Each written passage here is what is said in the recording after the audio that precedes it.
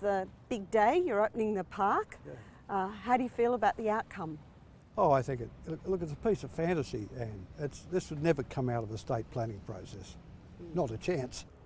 You know, this is a bit of sort of creative madness, but it's the right kind of madness, you know. Sydney Harbour Bridge came down on the harbour like a theatrical curtain, and we always regarded the good harbour as the eastern side and the grungy old harbour as this side. But this is the side with the great possibility at the end of the maritime and industrial period, right?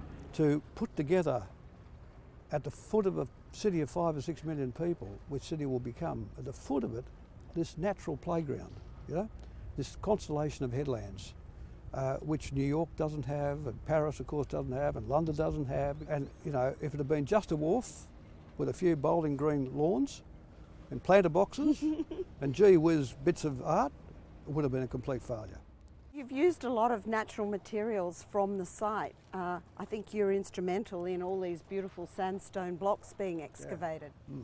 Well, Peter Walker, the American designer here, and I understood one thing. If the fact that there was a headland here until the 1960s meant that this was the hardest stone around here, because otherwise through the millions of years it wouldn't have been here, it would have been out at sea, right?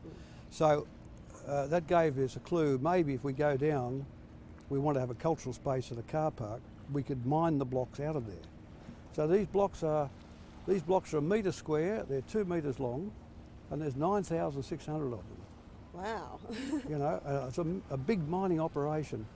And what about the planting? Are you happy with the planting? Well, this is the first attempt to put onto a headland in Sydney the natural flora that Sydney had before European settlements. In all the other points of Sydney, they've all been cleaned out, you know, knocked over. A few liquid ambers put in.